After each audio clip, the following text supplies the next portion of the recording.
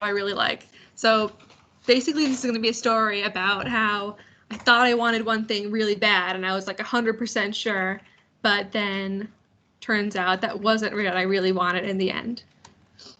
So yeah, I'm going to do a quick introduction and then talk about my time at the Space Telescope Science Institute, which was the job I thought I'd love, and then talk about being briefly unemployed by my own choice, and then talk about working at TechTarget, which is a job that I really didn't think I'd like, but ended up loving. So this is me. This is my very starstruck face at graduation. I'm originally from New Hampshire, currently living in Boston, Massachusetts. I graduated from RPI in 2017 with a dual major in physics and psychology and a minor in astronomy, which usually gets me a lot of questions because people are like, oh, physics, psychology, astronomy, those things don't fit together at all. But I think they actually fit together really well. Physics is the study of matter and its motion and behavior, and psychology is the study of mind and behavior. And people are matter, matter has behavior. I think it's all really well connected. And then astronomy is my big passion. It's what I always knew I wanted to do from the time I was like 6 years old. So I've always been interested in astronomy, and I did research in college in star formation. And the last thing is I want to note that I liked college and I really like learning, but with the caveat that I really didn't like the super competitive atmosphere of it and the fact that I never slept and I was tired all the time, which is something I didn't really realize until after college, but I actually got to sleep and I was like, oh my God, this is what feeling rested feels like. So college is crazy, but it's not normal life. So after college, I got a job in Baltimore, Maryland, where I at the Space Telescope Science Institute, and I was so psyched about this because it was basically my dream job. Like I always knew I wanted to do astronomy, and the Space Telescope Science Institute, which I'll talk about more later on, is like a huge place for astronomy. They do all things astronomy, and they deal with the data from the Hubble Space Telescope and Kepler and the future James Webb Space Telescope, and it's in Baltimore, Maryland. So I had never been there before this, but they brought me down for a one-day interview, and I was prepared for it to be like a normal interview, and then it was like 6 hours with like 10 different people, and it was way more intense than I was ready for, and I ended the day and I was like, okay, I need to sleep and like put on pajamas. So interviews are crazy. Okay, so Space Telescope Science Institute, commonly called Space Telescope or STSCI, which is like not a good shortening at all because it's not really that short. These are the 4 strategic goals of Space Telescope: to excel in the science operations of current and future missions, to advance research, archives, and tools in astronomy, to make the world's astronomical data accessible to all, which is a pretty big goal, like that's immense. And their most recent goal is to promote an inclusive, diverse, and engaged workforce, which I gotta say was very apparent. Like they had a really great diversity and inclusion program and a lot of like talks about diversity and inclusion. And I actually got to go to one talk where a man who was blind was talking about how his research in astronomy, which was amazing because most of astronomy is visual. Okay, Space Telescope is also in charge of the scientific operations and the delivery of data products. So this includes the Hubble Space Telescope, which you've all probably heard of. It's pictured here in the top right with this black background. It was launched in 1990 and is still very much used today. And it's like totally changed astronomy in tons of ways. It's been a huge asset and it's amazing. And James Webb Space Telescope, which is hopefully launching this year. It originally started development in 1996. and original launch date was in 2007. So the fact that it's hopefully launching this year should tell you something about whether or not it's launching this year. The original budget was $500 million, which is very comical because the current cost to date is around $10 billion, which is a couple orders of magnitude different. So that's an interesting one to have to explain. And then Space Telescope also is in charge of Kepler, which is recently retired, and K2 and others. Oh, and also James Webb is this telescope pictured in the bottom right. And this is very much not to scale because James Webb is way bigger than Hubble. Okay, so I worked in something called Mast, which is another great shortening of the Barbara A. Mikulski Archive for Space Telescopes.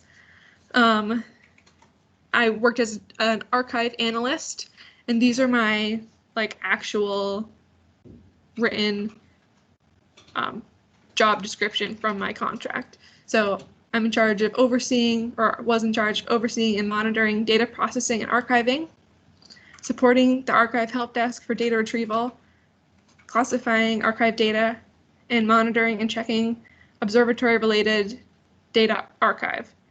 So I was originally hired to work on the archive for James Webb, which was supposed to launch the year I got this job, which was 2018.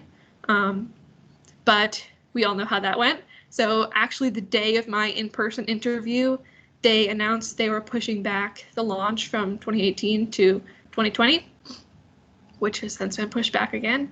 But they had already secured the funds for my job, so they hired me anyway. But I didn't really know what my job was going to be because I was supposed to be doing all these things, but specifically for James Webb. And now James Webb is on the ground, so you can't really do much of these things. So it turns out that they didn't really know what my job was going to be either, but they had the money to hire me, so they did it anyway. And they hadn't hired a new person onto the archive team in probably 20 years. So it was a great opportunity to get someone on and get some new ideas, but it was hard because there wasn't really space for new ideas because, like I said, Hubble launched in 1990. So all the procedures that they had been written in 1990 and then updated over the last 30 years or 25 years at the time. So they were pretty solid. So my day-to-day job was mostly overseeing data ingests, overseeing data purges, overseeing data processing updates, and writing documentation. So I'll kind of explain what each of these is. So overseeing data ingests is mostly Hubble data, but the key word here is overseeing. So it's just mostly like you click this button to start the procedure and it runs the ingest, or you click this button to start the procedure to run the purge. This was really scary because it was like literally deleting data out of the archive forever. So if you delete the wrong stuff, you're like really in deep water. But the reason we do this is if there are processing updates and then the old version of the data can be deleted, but it was still pretty scary because you have to be really sure you're deleting the right thing. And then writing documentation, which was definitely a big part of my job. And it was mostly a part of my job because everyone else who'd been there forever didn't want to do it, so they never did it. So it fell on me, but that was actually a good learning experience because even though it's not like the most fun thing, a really good way to learn about processes is to write documentation for them because you have to know them really well to be able to write documentation. And then some occasional tasks that I did were shipping hard data requests. So if someone sent us a request that was like, can we get a USB with this data on it? I would like put the data on an actual USB and send it to them in the mail, which seems crazy. But sometimes it was people from like the middle of like random countries that don't have internet. So that was kind of cool that they could still have access to the data. And then two other things I did were dry runs of launch week. which was really cool, and I'll talk about on the next slide, and moderating proposal discussions. And the top picture here is me, my little office with all my cool desk stuff. I had my own office, which was pretty cool. Well, it was kind of cool, except that it was a little bit isolating for someone who was new to the company, but it was cool to have my own office. And then the bottom is my NASA ID, which is awesome because I was technically a NASA contractor at Space Telescope. Okay, so the best parts of my job were these two things. The first one is the dry runs of launch week. So this was basically 2-week intervals where 2 archive analysts had to be on duty 24 hours, like in the Mission Control Center. And it was really cool because you got to actually be there and be like, well, this is like pretending like it's actually happening. But the shifts were 9 to 5, 5 p.m. to 1 a.m. and 1 a.m. to 8 a.m. So that sounds like a downfall, but it was actually pretty cool. Like I was totally willing to go 1 a.m. to 9 a.m. and be like, wow, I'm like working the night shift to get this telescope up. It felt super real, and it was kind of cool because the whole point of these dry runs is to run problem scenarios. So you're like listening to the headset and they're like, oh, the telescope like isn't opening, what do we do? And it's like keeping you on the edge of your seat. It was really cool. We were mostly there for data related scenarios, but we still got to listen into everything else. And the one downfall of this is that we didn't actually get to sit in this really cool looking mission control center with the glass paneling. This is actual pictures from it. These are not my pictures, but they are of the actual mission control center at Space Telescope. We had to sit in like a closet room next door because there weren't enough seats in this one. But it was still pretty cool. And it was very secure. Like a regular person isn't allowed to just come in and take pictures. These are press pictures, basically. So the other coolest thing was proposal week. So this is where groups of PhDs, like hundreds of PhDs, were flown in to discuss all the James Webb proposals. This was really cool because I acted as a moderator in this situation because I don't have a PhD, but I basically got to sit in a room with 10 or 15 people discussing different proposals to collect data on James Webb. So people, when they want to use the telescope, they have to submit a proposal saying, oh, this is why I want to collect the data that I want to collect, and this is why you should move it to this location of the sky so I can see this, because we want to make this big discovery, or this is going to be important to science, and then it'll help with these other 10 things. So I was in the star formation group for this because that was my interest area, and it was really cool because there was something like 500 proposals submitted in that area, and only like 5 of them were chosen, but you had to rank all 500 just in case something happens. So it was long days and somehow way more dramatic than you could ever possibly imagine. It was very interesting.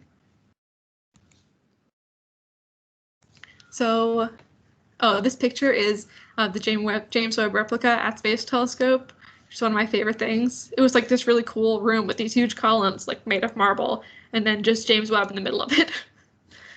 So yeah, my expectations for this job was that there would be a lot of Python and SQL writing to improve systems. There'd be a lot of creating new systems and procedures, and that I'd be constantly learning new and challenging skills.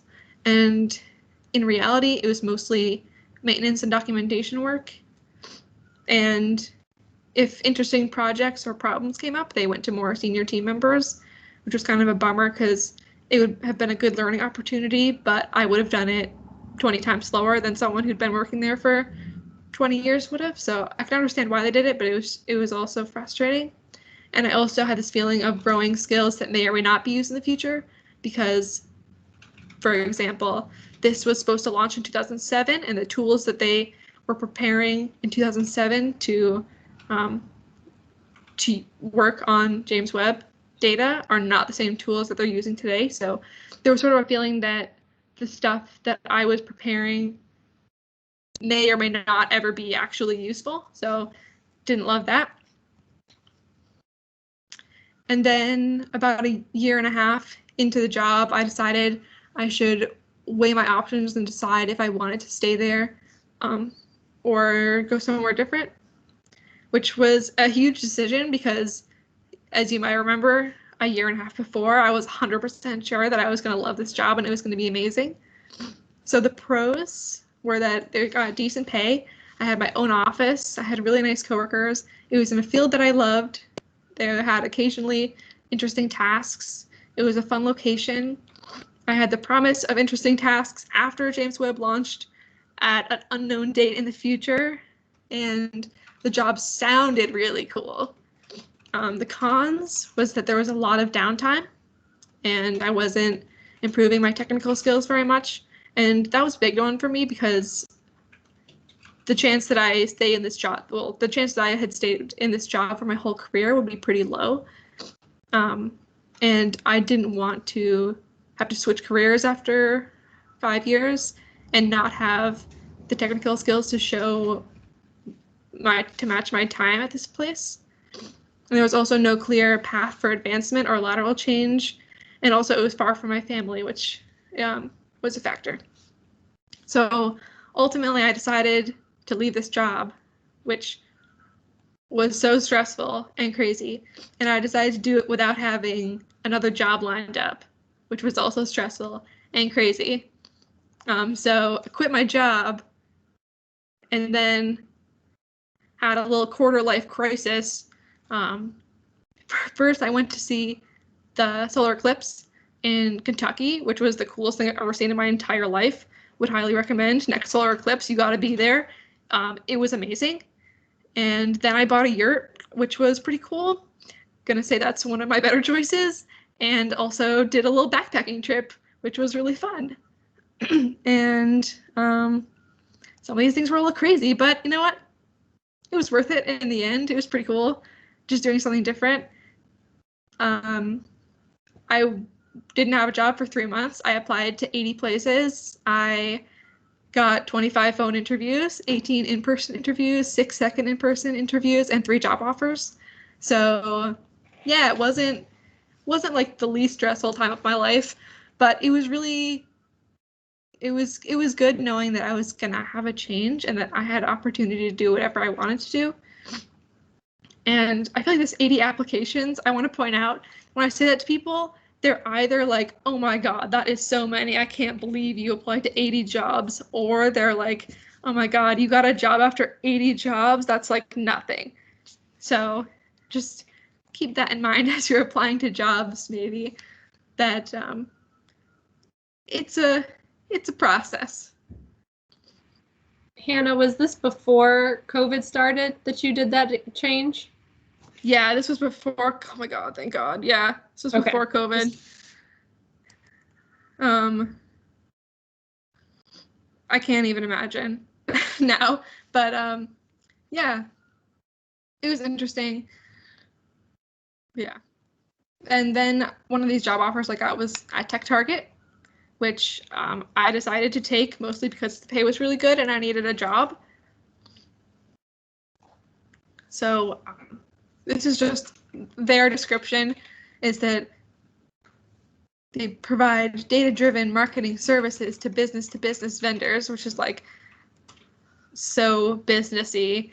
What this basically means is they produce content to attract tech buyers, and then they provide businesses with information about which companies are interested in their products. So I wasn't sure I would like this because it's really business oriented and about making money and super commercialized, and I wasn't sure if I'd be into that. But as you'll see, it turned out pretty okay. Another thing about Tech Target is they have offices in 8 cities over 6 countries and 4 continents. So it's a pretty big company, and these are some of their clients on the right. Yeah, I worked here for about 6 months before COVID started, which is weird because now I have definitely been working from home longer than I've been at this company, like longer than I knew these people in real life. It's weird. So my job is data analyst. These are my technical job description, is to create dashboards and reports in Tableau and Excel to provide standard and custom data analysis to business leaders and to optimize report automation. And what that means, in reality, my day-to-day tasks are about 40% using SQL to perform custom analysis in the form of pivot tables and reports, 50% implementing new dashboards and reports for the business in a lot of different formats, including Tableau, Excel, good data, a lot of different types of things, and about 10% innovation projects for the analyst team, which is cool. It's like I get to think of my own projects and do things that I think are going to benefit myself and the team that I'm working for. These are some pictures of the actual office, which I haven't seen in a year. But yeah, it's a pretty cool place. It's like very hip. They're trying to do like the startup vibe, even though they've been a thing for 20 years, which is like a lot of places are doing. So these are some additional bonuses that I didn't really realize were important until I got this job. Well, I mean, this one I did. It has way better pay than Space Telescope. 25% higher originally, and after 1 year, I'm making 33% more than I was before, which was not a deciding factor for me, but it's a pretty good deal. Also, I have a lot of coworkers in my age range. So at Space Telescope, basically all of my coworkers were probably 50 to 70, which is fine, but it made it hard to make friends and to relate to people. And if we were in the office, there'd be free coffee and tea and soda and fruit and seltzer and also bagels and pizza and cake. But now there's not. Also, there's different bonuses and incentive programs, which is really cool. So like if you do a really good job one month, you could get like $50 in Amazon gift cards. And I'm like, heck yeah, I'll take that. There's also clear paths to improve my skills and change responsibilities if I wanted. Like I feel very comfortable if I wanted to change my main job focus from one thing to another, or from like Oracle to Tableau, I could just ask my boss and we could make that change. That wouldn't be a big deal, so that's pretty cool. Okay, some closing thoughts are just, I mean, I guess the moral of the story is what you think you'll like or what you're sure you'll like isn't always the best option in the end. Also, the day-to-day tasks of the job are really important. So if you read the job description and you're like, oh, those sound really cool, like really look at what the job description is telling you you're going to do, because that's going to be what you're doing every single day. Even if you have cool stuff that happens once in a while, like that's what you're going to be doing for 8 hours a day. Also, the location, company, and coworkers are really important because that's a big part of what a job is. Also, always keep an open mind because you never know what you're going to like or not like. And don't be so afraid of change that it holds you back from the next best thing. Because I was like, I do not like change at all. But I think that all the changes I've made so far have been really positive in my life. So yeah, overall, pretty good. I really like my job now, and I'm glad that I left Space Telescope, even though it was really hard. Well, that was awesome. Thank you so much for sharing that journey. It sounds like it's been adventurous, but also exciting all at the same time. Yeah, definitely adventurous. Yeah. I would recommend buying a yurt if you are in crisis. I don't know if you can see the chat, but you definitely gave us all the idea of having food here 24/7. Like, yeah, every job should have that. Definitely. Yeah, cake is great. As chair, I wish you had skipped that point, but and I love your takeaways too, because I think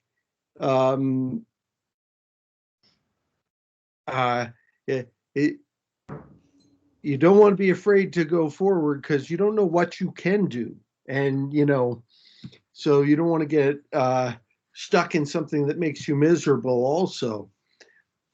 Do you think that had the timing been different, do you think your experience would be different? Because a lot of your pros and cons, some of them, some of the cons for Space Telescope would be there anyway, but some of the cons might not be there if Webb launches. Yeah, that's definitely true. That was a hard part of the decision because it's like, oh, if Webb launches, at the time, I'd been there for a year and a half and it was supposed to launch in 2020. So that would have been like 6 months after I left. So if I had stayed and it had launched in 2020, yeah, that would have been a bummer because I would have been missing out on like a really awesome opportunity to work on something really, really cool. But I didn't want to stay there just because it's something that could happen. And I know it was supposed to launch in 2007, so it's been pushed back a lot of times, and I did not feel confident that it was going to launch in 2020. I didn't want to hold back my career because of it either. Had you built up, I mean, it's a hard thing to do, to make a change, particularly where you don't know where you're going next. And I think most faculty have been in that spot at some point in time. But were you able to build up some savings that made that choice a little bit more comfortable? And is that an important thing for young people to do? Yeah, definitely. Definitely. So about 6 months into my job at Space Telescope, I realized that I wasn't super sure if it was going to be for me, but I had spent a lot of money moving there and setting up my life, and I had a lease. So I needed to definitely stay till the end of that lease, that year lease, and then I needed to, and then I had a month-to-month lease so that I could, and at about a year, I knew that I was gonna probably leave in 6 months, so I was able to live with more people so that I would be saving more money, and because it costs a lot, not only to be unemployed, but also to move into something that you're not sure. Like I didn't know how much money I'd be making now. I could definitely have been making less. So yeah, it's really important to have a financial buffer, and probably about 50% more of a financial buffer than you think you're going to need, because you never know what's going to happen. Like it could go better than I fully expected to have a job within a month. So yeah, very important. That's great. I see some students are typing in the chat box, so there might be some more questions coming up. Okay. Can you see the chat box or no? No. Okay. Well, I'll read one of the questions that just came through. Mitchell asked, as you entered the workforce in this field and the first job, did you feel qualified, underqualified, or overqualified? I don't think I've ever applied to a job and been like, yes, I'm qualified for this job. Definitely felt underqualified for all 80 jobs I've applied to recently, and also for this Space Telescope job. Yeah, I think it's just a general feeling of how, like, it's just how you're gonna feel, I think. I also know a lot of people who stayed at jobs they didn't like just so they could have 3 years of experience in it, so they could say when they're applying to the next job, oh, I have 3 years of experience in this field. And I don't think that's important really, because now that I've been on the hiring side at Tech Target, I've been involved in hiring other analysts. It's really about what skills you have and not about how long you've had them. So if you can get an interview, it no longer matters how many years of experience you have. So I think just to focus on the actual skills, and to build those up even before the interview, even if you can go to an interview and say, oh yeah, I've been really looking into SQL because I know it's important to you guys and I've been working on it since getting this interview, like that's important to them. They'll definitely take that into account. That's great. I'll ask a follow-up to that. Since most of our students are physics and astronomy majors and you were a physics and astronomy major, is there some specific piece of your schooling or a skill that you learned that you think like got you the Tech Target job, since it's sort of outside of the classical realm of physics and astronomy?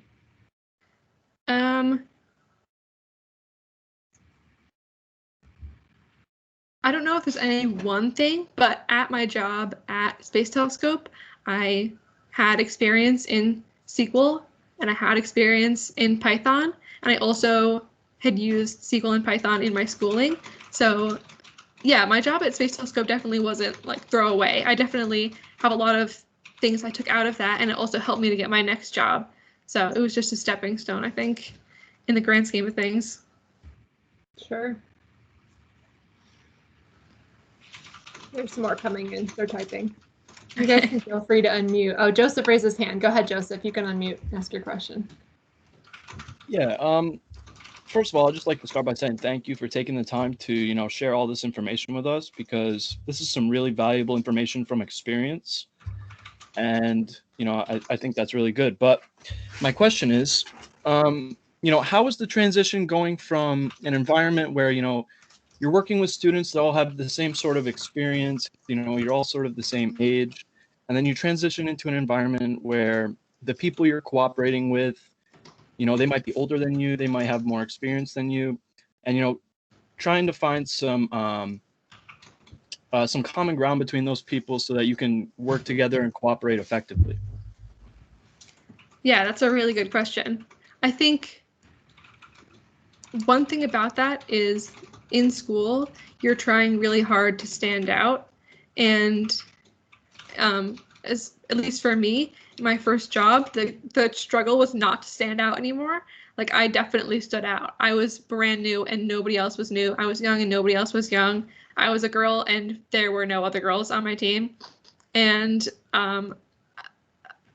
so it was a totally different set of soft skills that I needed compared to being in school. So I don't think that was the problem, but as far as relating to my coworkers, they all really wanted to get to know me and they all really wanted to help me, which was really interesting because they definitely could have not liked me because I'm a young person coming in, starting the same work they are, potentially.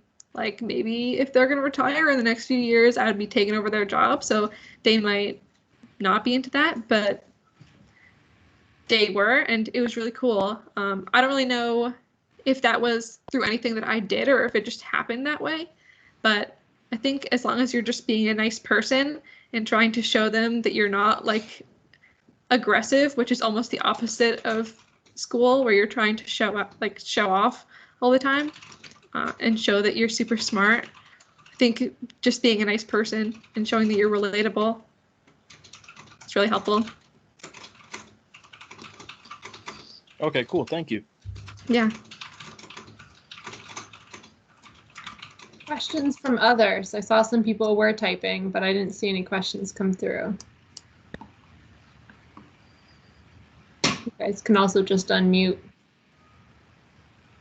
Oh, he wants to know, what is SQL like? What is it like? It's like Python, but less work and more logical and less functionality. But it's really cool. It's worthwhile. It's worth learning. I think it's a great language, if you can call it that, I guess. But it's more logical. It's like for databases. There's a lot of different versions of it, but yeah, it's cool. I think a lot of people are moving to the cloud now, but that also is SQL. It's just a different type. Mm-hmm. Go ahead, Paul. How would you characterize living in Boston versus living in Baltimore? Oh my God. Yeah. Okay, first of all, I have never lived, before moving to Baltimore, I had only lived in New Hampshire and then in Albany for college. So I didn't really realize that places like climate is different. Like the climate of Maryland is rain and thunderstorms. I didn't realize a place could have thunderstorms all the time. But yeah, it was weird. And there were a lot of homeless people. I was not prepared for that. There was a lot of people are like really passionate about Baltimore. I mean, it's a really, really cool city, so I get that. But yeah, people, it's just different. I don't know how to describe it. And then Boston is different too. People are like all about Boston and like sports. And I don't know, it's just a different feel. It feels slightly different, but you can't really describe it. But Baltimore was really cool. Would highly recommend people visit there. It was a cool city. Gets a bad name. Thank you. Yeah. Can I ask what the 2 jobs were that you didn't take when you moved to Tech Target? Oh my God. That's your 2 options. Okay, well, I don't want to. I don't, it was a year and a half ago, so I don't totally remember, but I remember one of them offered me like less than what my rent would cost. And I was like, obviously I can't take this job. And it was like calling people, and they were like, you have to have language proficiency other than English. And I was like, I don't. And they were like, great, do you want this job? I was like, no.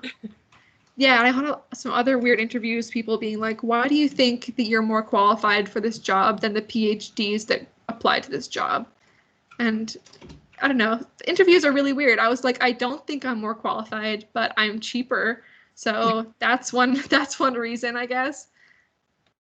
Yeah, interviewing is definitely meet a diverse character set. I'm not sure you're cheaper.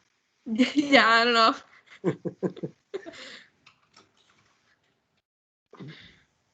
Sounds crazy. Yeah. The job field can definitely be tough. Yeah. So Neil said, nice presentation. Thank you. Thank you. Do you think you would you have opportunities to work in the other cities that your company is in if you felt like you wanted to? I mean, I know you just got back, but yeah, I mean, I think I would.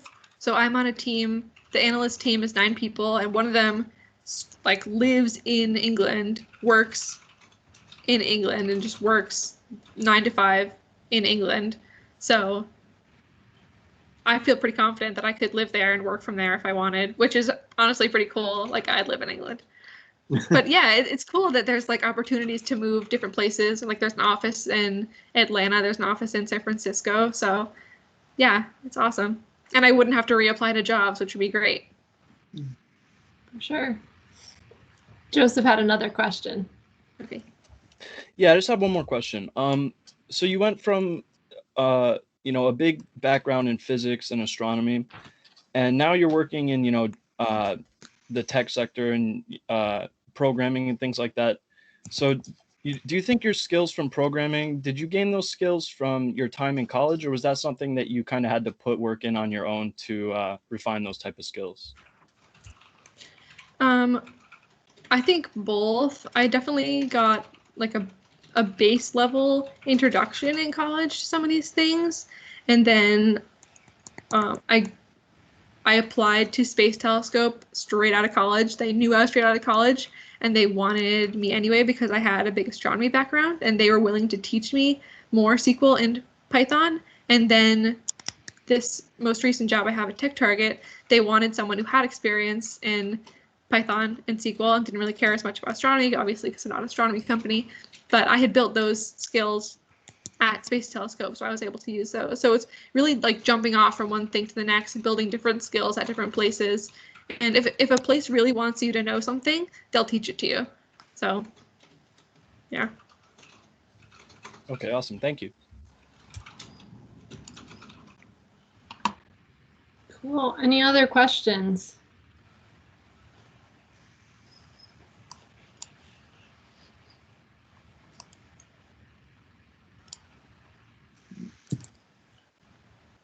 I don't see any other typing yet, but I think Nick, were you going to ask something? It looked like you were typing for a moment, but then maybe backed off. Oh no, I was just going to say that I use Python a lot, not nearly at the level that she does, but just like that, it's a cool thing to learn if anybody was like interested in doing something like that. And then somehow I got disconnected. Oh, well, it's probably your internet. Are you using Python in some of your research projects now? I use it for like little things, not Okay. anything bigger than like simple calculations. I put it into Excel so I can see everything. But Yep. I'm definitely trying to get better at it, and it's a great skill to have, I think. Yep. I think a lot of Dr. Nolenberg students use Python on occasion. On occasion, yeah. I'm curious how many implementations of Python people have.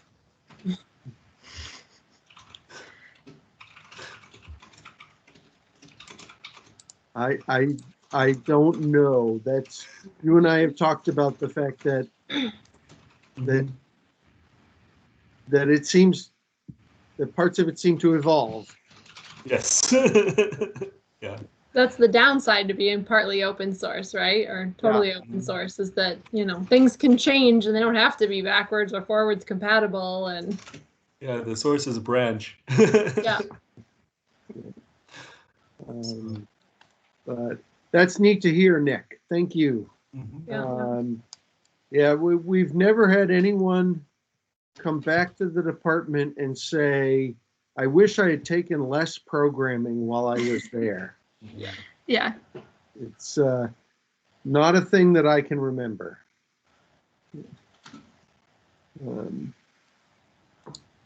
Okay.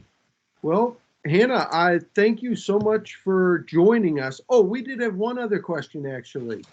Did you ever meet Mike Engesser? Oh, yes. Down at the Space Science Telescope Institute? I don't think so. Okay. I think that she was arriving she was leaving just before he was arriving. Yeah, okay. We do have an alum who went and did a master's in astronomy and then went back there. Oh, cool. You did a marvelous job, and I think it is so. I agree with you. Looking for a job is so hard and so stressful. Yeah. But to realize that there are a lot of things you can do, and that it usually works out all right, and that your skills and your person are more than your major is, I think, is good encouragement. And I appreciate you coming here to share that. Yeah, thanks for having me. This was fun. Well, Don't get to see new faces very often. When you go to England, we'll have you back. Cool. Yeah, sounds good. Pick a nice science museum over there, and you can take us through. That sounds awesome. All right. Very cool. Awesome. Well, thanks again, Hannah. It was great to see you again. I appreciate you coming in. Yeah, it's good to see you too. Thanks very much. Thank you, Hannah. That was really helpful for the students too. So. And thank you, students. Yes, you're getting a ton of thank yous. All right. Have a good evening, everybody. All right. Take care, everyone. Bye. Bye.